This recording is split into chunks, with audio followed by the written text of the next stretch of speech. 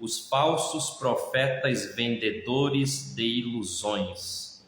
Como eu havia falado na live anterior, eu criei esse termo, eu cunhei esse termo, falsos profetas vendedores de ilusões, e eles aparecem em alguns dos meus vídeos, das minhas postagens, e eu resolvi falar sobre esse assunto porque eu não criei esse termo a partir do nada, ele não nasceu por geração espontânea, logicamente. Então, a nossa ferramenta de trabalho é a palavra de Deus, a Bíblia Sagrada, e o próprio Jesus já havia alertado acerca dos falsos profetas, dos falsos mestres. Nós vimos na live anterior o texto de Atos 8, do versículo 1 ao versículo 25, em que aparece ali o Simão mágico que iludia o povo de Samaria. Hoje nós vamos ver um outro mágico, também no livro de Atos dos Apóstolos, só que no capítulo 13. Nós vamos estudar do versículo 1 ao versículo 12. Então nós estamos vendo aqui no livro de Atos dois personagens que eram mágicos, trabalhavam a questão da ilusão, e aqui mais especificamente no capítulo 13 vai se referir ao mágico que era falso profeta. Então aqui ele vai ser associado com a questão de que além de ser mágico, ele era falso profeta. O versículo 1 de Atos 13 vai dizer para nós o seguinte, leiamos, se você tem consigo a sua Bíblia, você pode acompanhar. Havia na igreja de Antioquia da Síria, tinha a Antioquia da Pisídia, mas aqui é a Antioquia da Síria. Havia na igreja de Antioquia profetas e mestres. Atentemos para o fato de que mais na frente, quando nós começarmos a tratar no texto acerca de Elimas, o mágico, falso profeta, perceba que nesse capítulo já está sendo estabelecido aqui, de certa forma, um contraste entre os profetas de Deus, que estão sendo apresentados aqui no primeiro versículo, e um tal Elimas, falso profeta mágico, aquele que trabalhava iludindo o povo. Então o texto dá elementos para nós identificarmos os verdadeiros profetas e também os falsos profetas. Nós temos que ter bem estabelecido isso em nossas mentes e em nossos corações. Então, havia na igreja de Antioquia profetas e mestres. Perceba, e eu acho isso muito interessante, que o texto não diz que lá na igreja de Antioquia havia apenas profetas. E tampouco o texto também vai dizer que só haviam mestres. Não, naquela igreja haviam profetas e mestres. Hoje nós vivemos um movimento em muitas igrejas evangélicas em que figuram somente profetas. Parece que já não existe mais nenhum outro ministério. Parece que já não existe mais ministério pastoral. Parece que já não existe mais ministério de mestre. Parece que já não existe mais nenhuma outra função, nenhum outro cargo, nenhum outro ministério que não seja profeta. Virou moda agora todos se tornarem profetas ou apóstolos. Não vou tocar na questão dos apóstolos aqui, porque não é o escopo do nosso estudo nesta tarde, mas sim a questão dos profetas. Perceba que nessa igreja haviam profetas e mestres. Havia um equilíbrio entre os ministérios que estavam atuando no corpo local da igreja do Senhor Jesus Cristo ali em Antioquia. E aqui vai ser alistados 5 personagens que ocupavam esses cargos de profetas e mestres da palavra de Deus. Dentre esses 5, nós encontramos Barnabé e Saulo, até aqui ainda é chamado Saulo de Tarso, que também era Paulo. Às vezes alguns têm uma ideia equivocada, pensando que Deus transformou o Saulo em um Paulo. Talvez por conta de uma canção nossa que nós usamos do nosso inário, alguns acreditam que o Saulo foi transformado em um Paulo no sentido de que o nome Saulo deu lugar ao nome Paulo. Mas não, o Saulo de Tarso, que também é chamado Paulo, ele tinha dupla cidadania. Ele era judeu, ele era hebreu. O nome Saulo é o nome hebraico dele e Paulo é o nome romano dele. Então ele tinha dupla cidadania. E aqui nós vemos o Barnabé, Simeão por sobrenome Níger, Lúcio de Cirene, Manaém, Colasso de Herodes, o tetrarca, e Saulo. Perceba aqui uma coisa interessante. Saulo aparece no fim da lista. Eu acredito, meus queridos irmãos, que a Bíblia ela traz para nós muitos ensinamentos. Você sabe, como eu também sei, e nós sabemos disso, que Paulo foi o maior teólogo da igreja, foi o apóstolo que foi usado de uma forma extraordinária. Ele escreveu 13 livros do Novo Testamento. O Novo Testamento tem 27 livros. Praticamente ele escreveu a metade do Novo Testamento. Mas Paulo não começa lá em cima. Ele começa lá embaixo, como servo. Aqui ele aparece no final da lista. O nome dele aparece por último. Oh, glória a Deus! Os últimos serão os primeiros serão os últimos. Jesus ensinou isso. E Paulo soube esperar no tempo de Deus. Paulo soube se colocar numa posição de servo. E ele aparece aqui como o último da lista, Saulo.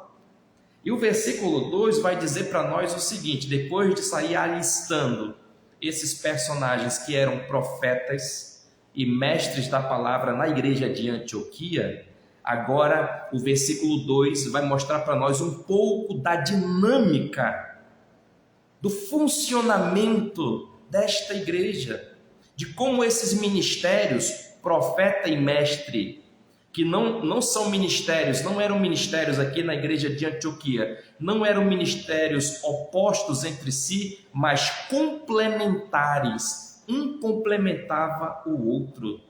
Nós vemos aqui agora a dinâmica no versículo 2, de como funcionavam esses ministérios, como esses homens atuavam. Veja o versículo 2: e servindo eles ao Senhor. Independente de qual seja o ministério que nós ocupemos, quer seja um pastor, quer seja um mestre da palavra, quer seja um evangelista, quer seja um missionário, quer seja um diácono na casa de Deus, um obreiro, um líder de departamento, nós sempre precisamos começar pelo serviço.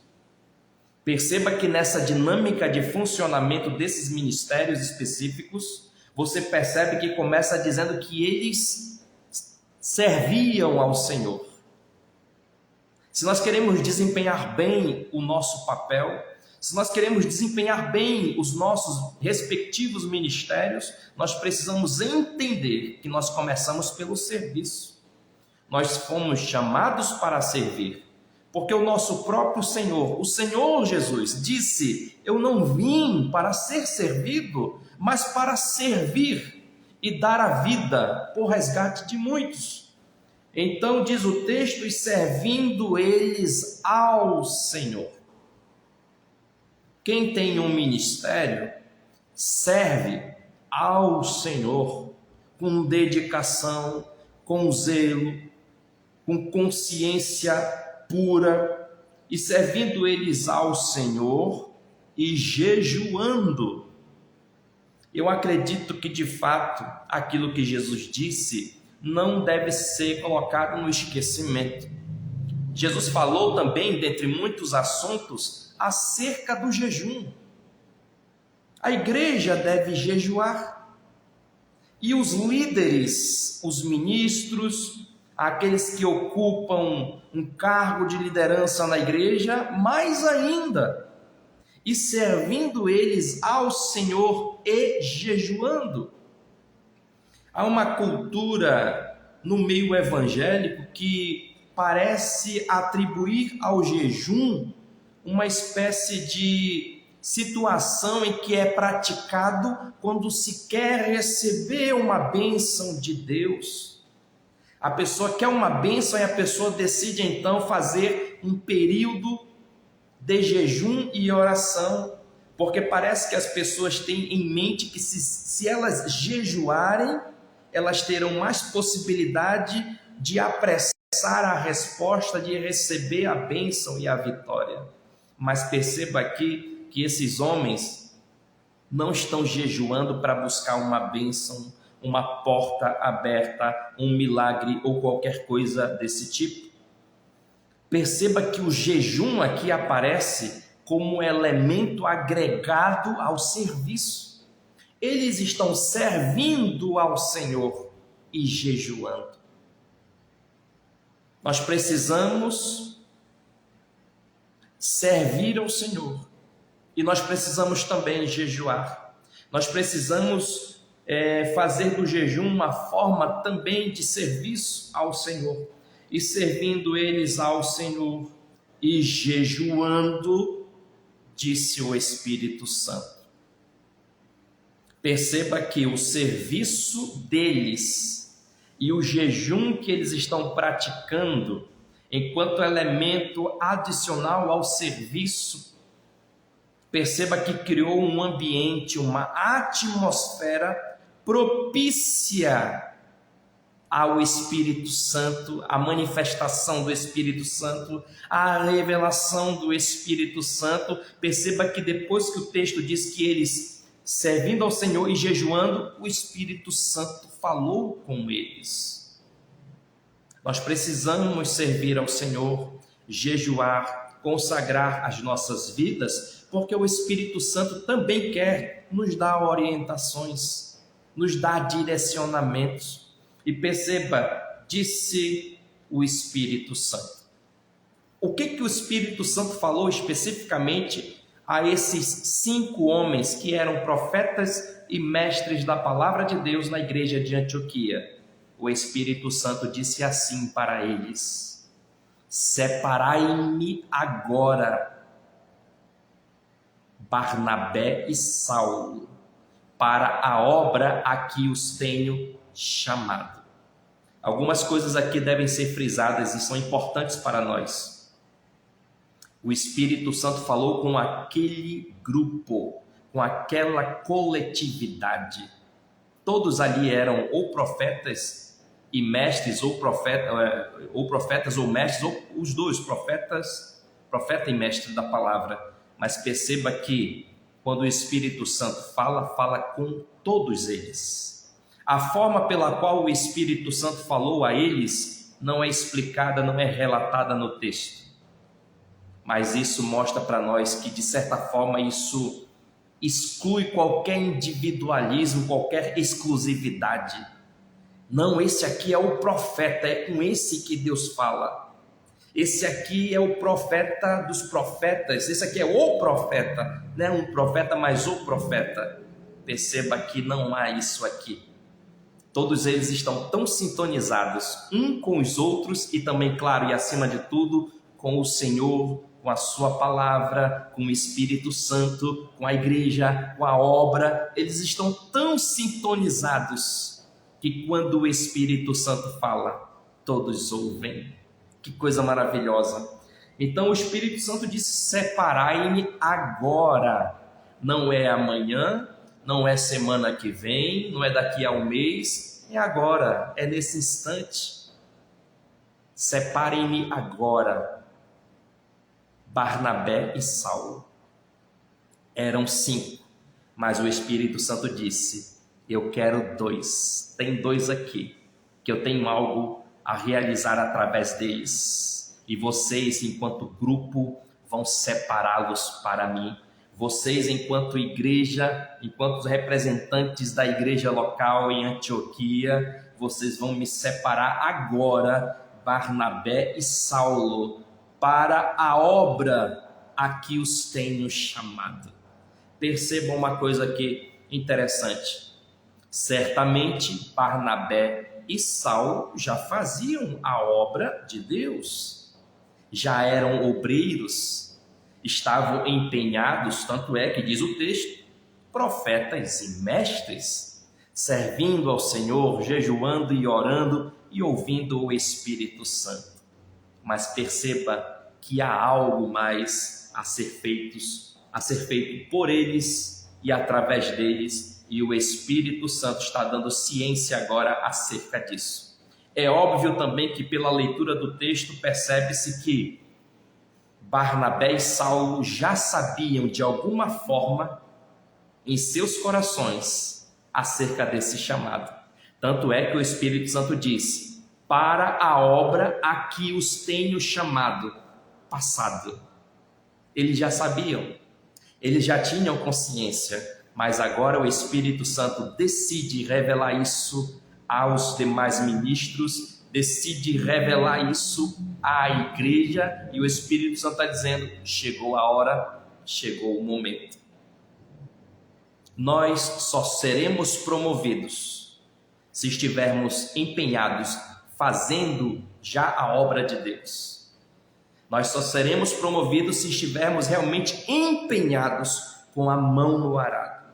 Se Deus tem algo mais para fazer em nossas vidas e através de nós, esse algo mais que Deus tem preparado, Ele vai fazer sim em nossas vidas, mas Ele quer olhar para nós hoje, no presente, e perceber que nós estamos totalmente empenhados em fazer a sua vontade.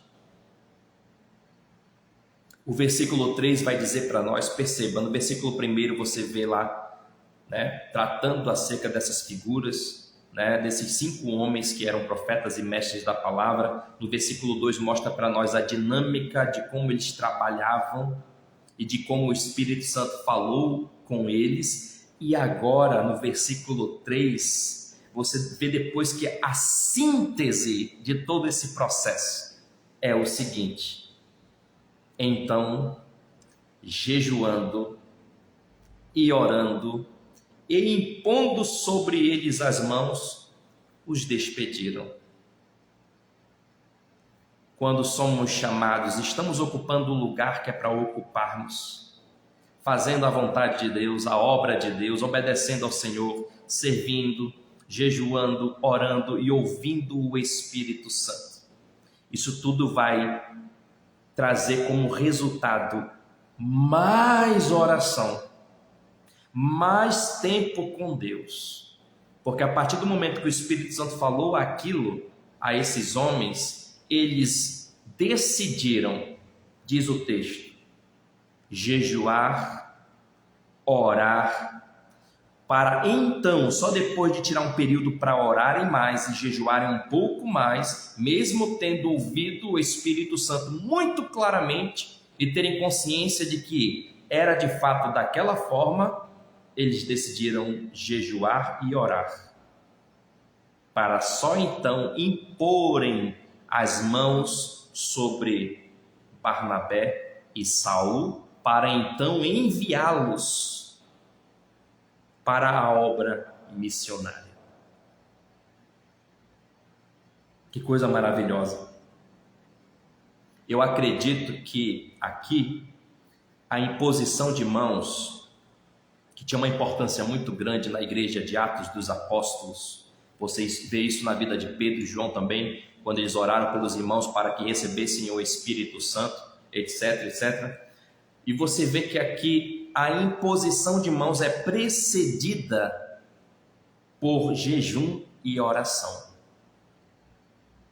Nós vemos hoje por aí muita gente querendo impor as mãos sobre os crentes, para orar, para profetizar, para abençoar e etc, etc. Mas será que essas pessoas têm de fato uma vida de consagração, de oração, de jejum, que as habilite a realmente fazerem isso? Nós temos que levar em consideração aquilo que a palavra realmente nos ensina. E os despediram. Vão, queridos, vão na bênção do Senhor. Aqui quem está enviando eles é a igreja.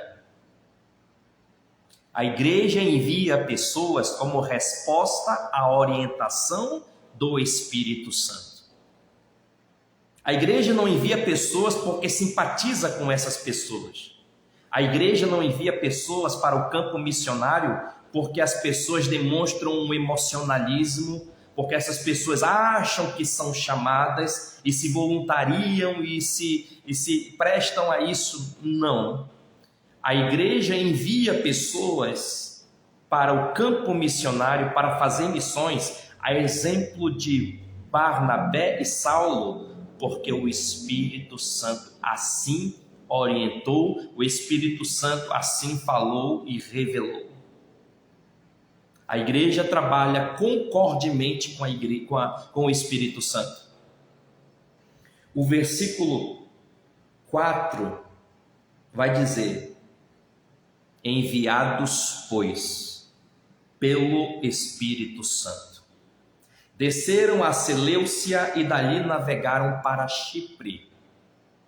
Aí você talvez pergunte, pastor, mas quem afinal de contas enviou Barnabé e Saulo para o campo missionário? Foi a igreja ou foi o Espírito Santo? Ambos. É o que falamos há pouco. A igreja trabalha concordemente com o Espírito Santo. No versículo 3 você vê a igreja enviando, despedindo, enviando esses homens. E no versículo 4 é relatado que o Espírito Santo é quem está enviando.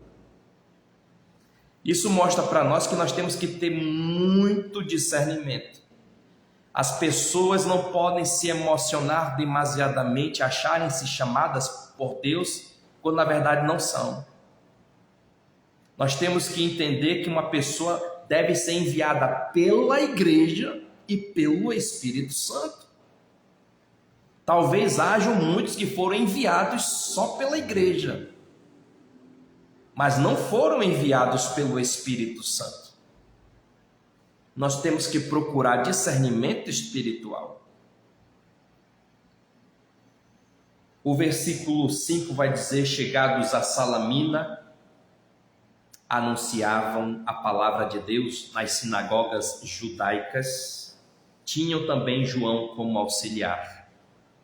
A primeira marca, a marca mais destacada, a mais notória na vida daqueles que de fato são chamados por Deus e que foram enviados não apenas pela igreja, mas acima de tudo pelo Espírito Santo de Deus, é que esses, aonde chegam, a primeira coisa que fazem é anunciar a palavra de Deus. Perceba que tão logo eles são enviados, eles chegam àquele local e diz o texto, anunciavam a palavra de Deus. Esse é o compromisso nosso, é o compromisso da igreja, é o compromisso daqueles que foram enviados pela igreja, pelo Espírito Santo, é anunciar a palavra de Deus. Eu tenho visto muito hoje, muitos que se dizem profetas, só performance, não tem pregação, não tem ensino, não tem conteúdo bíblico, não tem. Como é que nós vamos poder dizer que uma pessoa dessa é profeta de Deus, se não fala a palavra, não anuncia a palavra?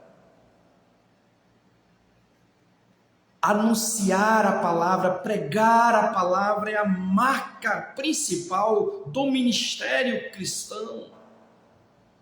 E nós vamos perceber aqui, vamos já tocar nesse assunto, que esses que se dizem profetas hoje, os profetas da modernidade, que na verdade são falsos profetas, vendedores de ilusões, é isso que eles estão fazendo com o povo, iludindo o povo.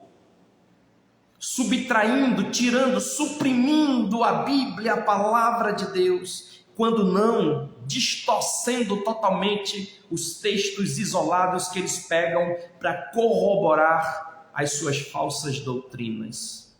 Mas nós que temos o Espírito de Deus e temos compromisso com o Senhor e a sua palavra, nós temos discernimento espiritual e nós rechaçamos tudo aquilo que não esteja de acordo com a santa palavra de Deus. Eles anunciavam a palavra de Deus e tinham João como auxiliar. Que coisa maravilhosa! O que eu aprendo aqui? Que quando nós somos enviados por Deus e pelo Espírito Santo e começamos a fazer a obra, a anunciar a palavra de Deus, Deus coloca ao nosso lado auxiliares, pessoas que vão nos ajudar a pregar a mensagem. Que coisa maravilhosa! Tinham João como auxiliar. Que coisa maravilhosa! Quem foi enviado foi Barnabé e Paulo, mas nessa sua ida ao campo missionário aparece mais um personagem aqui, que é o João Marcos, como auxiliar. Nós precisamos de auxiliares, de pessoas que tenham a mesma visão, o mesmo compromisso com Deus, com a sua obra e com a sua palavra. Versículo 6, havendo atravessado toda a ilha até Pafos, encontraram, preste atenção, encontraram certo judeu, mágico, falso profeta, de nome Bar-Jesus. Eles encontraram certo judeu. Aí é atribuído a esse certo judeu 2 adjetivos, mágico e falso profeta. Recapitulando o que nós vimos na live anterior em Atos 8, do versículo 1 até o versículo 25. Ali nós encontramos Simão o mágico iludindo o povo de Samaria. Agora nós encontramos aqui em Atos 13 Elimas, o mágico judeu. Só que além do adjetivo de mágico, adjetivo mágico, ele era também falso profeta. O falso profeta é um mágico. O falso profeta trabalha iludindo o povo, distraindo o povo. E perceba que esse falso profeta mágico, versículo 7 vai dizer para nós uma coisa interessante. Esse falso profeta, ele é, de certa forma, estrategista. Ele não é bobo. Preste atenção no texto. Versículo 7. O qual estava com o procônsul Sérgio Paulo. Ele estava colado numa autoridade de alto escalão. Ele queria estender a sua área de influência. Olha o que vai dizer o texto acerca do procônsul Sérgio Paulo. Ele era homem inteligente. Homem inteligente. Talvez a mágica do Elimas não estivesse surtindo tanto efeito assim sobre a vida desse homem. Esse homem era inteligente. Continuando o versículo. Este quem? O Sérgio Paulo, desculpa. Este, tendo chamado Barnabé e Saulo, diligenciava para ouvir a palavra de Deus. Ele demonstrou realmente inteligência ao desprezar o mágico com suas ilusões e resolver chamar Barnabé e Saulo para ouvir a palavra de Deus. É uma atitude muito inteligente da nossa parte quando damos ouvidos à palavra do Senhor.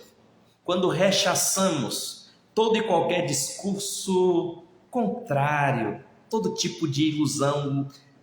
Guarde isso, os falsos profetas são vendedores de ilusões.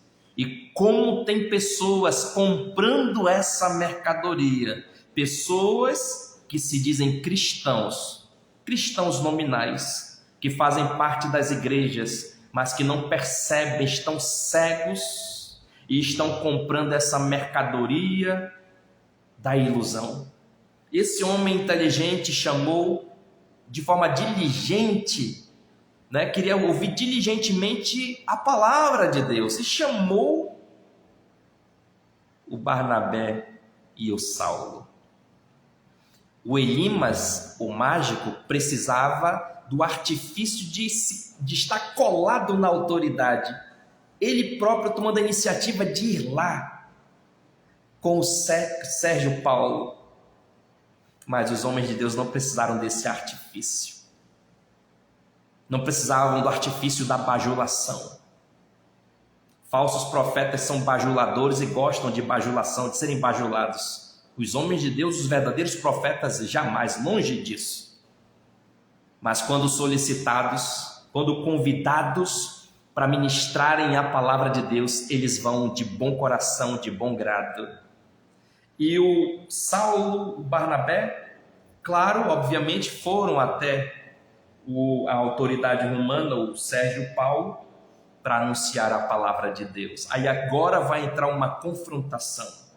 Agora vai entrar uma situação conflitiva entre aquele modelo ilusório de Elimas, o mágico, que é falso profeta, e por ser falso profeta ele tem também uma falsa mensagem, e esses dois homens, Saulo e Barnabé, pregando a palavra de Deus. O versículo 8 vai dizer isso para nós. Mas opunha-se-lhes Elimas, o mágico, porque assim se interpreta o seu nome, procurando afastar da fé o procônsul. Ele se opõe a Saulo e Barnabé. Ele faz oposição. Ele não quer perder a influência, ele não quer perder seu status, ele não quer perder a sua posição, ele quer continuar iludindo as pessoas e entregando as suas falsas profecias. Só que agora a palavra de Deus chegou, e chegou para ficar. E o homem que está ouvindo essa mensagem, a palavra de Deus, está muito interessado em aprender. Sabe quando é que as pessoas vão parar de serem iludidas, deixarem de ser iludidas por falsos profetas? Quando elas, a exemplo de Sérgio Paulo, forem diligentes para ouvir a Bíblia, a palavra de Deus. Há muitos crentes sendo enganados, porque de fato não procuram se alimentar da Bíblia, da palavra de Deus. Perceba que esse homem está rompendo com um modelo, um paradigma. Esse homem está interessado em aprender as verdades da palavra de Deus.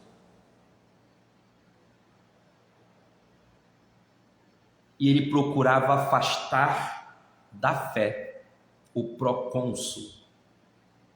Esse é o trabalho dos falsos profetas, é afastar as pessoas da fé. Porque a fé na palavra de Deus é libertadora. A fé é o óculos com o qual nós enxergamos toda a vida, toda a realidade. A fé é que nos aproxima de Deus. Sem fé é impossível agradar a Deus, porquanto é necessário que aquele que se aproxima de Deus creia que Ele existe e que se torna galardoador daqueles que o buscam. Fé é entendimento, é compreensão. Pela fé entendemos que foi o universo formado pela palavra de Deus. É o que nós lemos lá em Hebreus capítulo 11. E Elimas, o mágico, o falso profeta, a todo custo quer afastar o Sérgio Paulo da fé. Versículo 9, todavia, Saulo, também chamado Paulo, é a partir daqui que ele vai passar a ser chamado só de Paulo. Só lembrando, o nome de Saulo não foi mudado para Paulo. Ele é Saulo e Paulo. Saulo é o nome hebreu dele. Paulo é o nome romano, certo? Mas a partir daqui vai ser chamado mais, ou ficar mais conhecido como Paulo. Todavia, Saulo, também chamado Paulo, cheio do Espírito Santo, fixando nele os olhos, disse. O Paulo, cheio do poder, cheio do Espírito Santo, fixou os olhos em Elimas, o mágico falso profeta.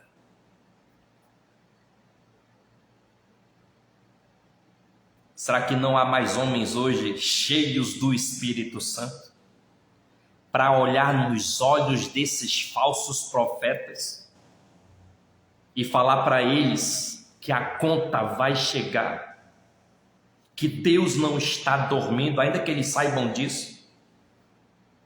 Será que não há mais homens cheios do Espírito Santo para erguer a voz e denunciar as falsas doutrinas de demônios, falsas operações que se passam por operações do Espírito Santo, falsos movimentos? Cheio do Espírito Santo, fixou os olhos nele e liberou a palavra. Versículo 10. Ó filho do diabo, cheio de todo o engano e de toda a malícia, inimigo de toda a justiça, não cessarás de perverter os retos caminhos do Senhor? Os falsos profetas carregam consigo todas esses adjetivos que repousam sobre a vida de Elimas, o mágico falso profeta. São cheios do engano, são filhos do diabo, cheios de todo o engano, malícia, inimigos da justiça, e pervertem ou procuram perverter os retos caminhos do Senhor. Ninguém se levanta contra Deus e permanece de pé. Um dia a conta chega. Perceba que Paulo tem autoridade e Paulo então libera a palavra, porque esse homem está se opondo não apenas à obra de Deus, mas ao próprio Deus, aos retos caminhos do Senhor.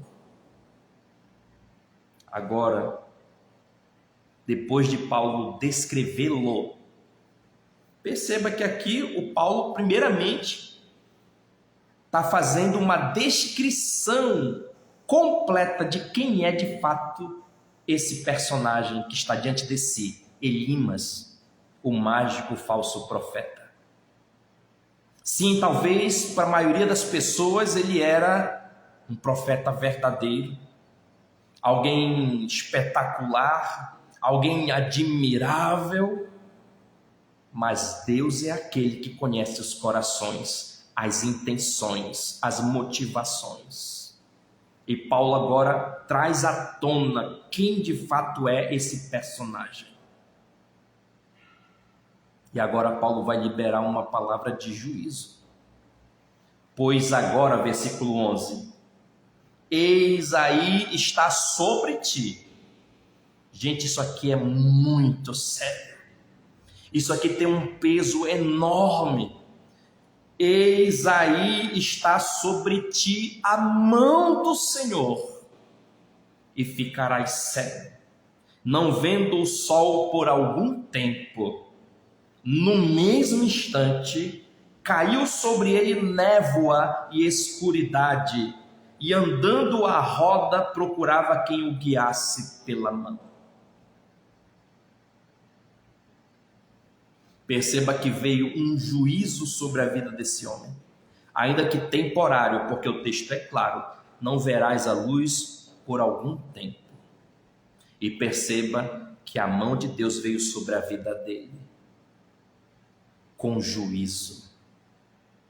Será que a mão de Deus vai ficar encolhida em relação a muitos falsos profetas que estão brincando de igreja, brincando com as coisas de Deus, profanando o nome sagrado do Senhor, procurando coisas escusas em seus corações, motivações equivocadas, enganando o povo?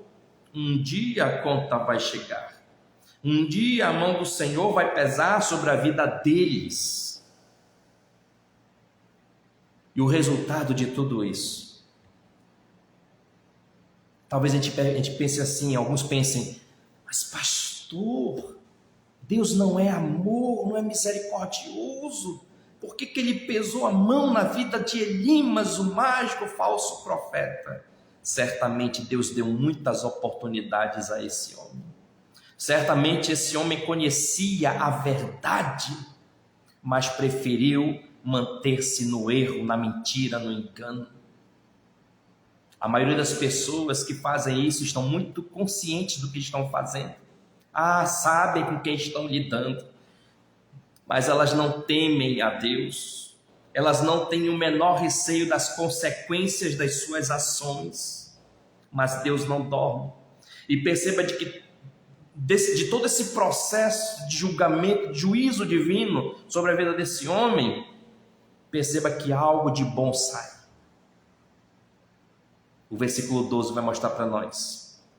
Então, o procônsul, vendo o que sucedera a Elimas, o mágico, o que aconteceu à vida de Elimas, o mágico, a partir da palavra de autoridade proferida por Paulo, creu, maravilhado com a doutrina do Senhor. Que coisa maravilhosa! Esse homem de uma inteligência brilhante, esse homem que por algum momento talvez tenha se sentido seduzido pelas ilusões apregoadas por Elimas, o mágico, o falso profeta, ele é alcançado com a mensagem do Evangelho. Ele vê uma demonstração das verdades bíblicas quando Deus usa Paulo para liberar uma palavra de juízo, para revelar as reais intenções e motivações do coração do falso profeta. Ele creu maravilhado com a doutrina do Senhor.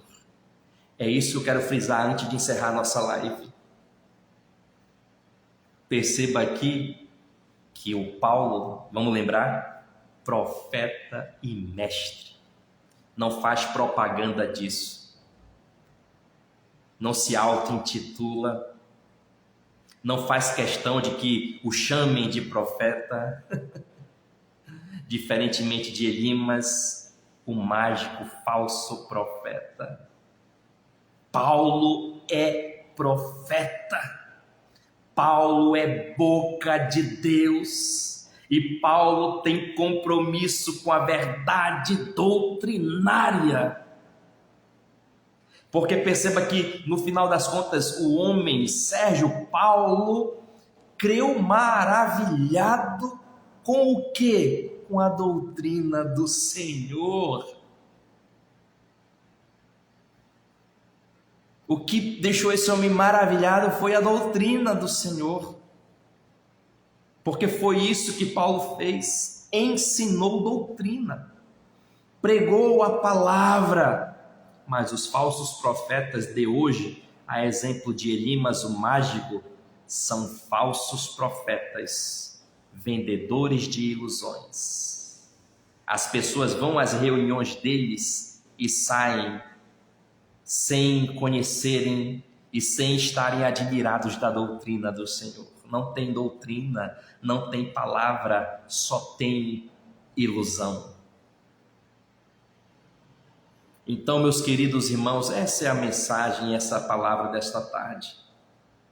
Vigiemos, pois, já estamos na última hora. E Jesus disse que surgiriam muitos falsos profetas, falsos mestres, que enganariam, se fosse possível, os próprios eleitos.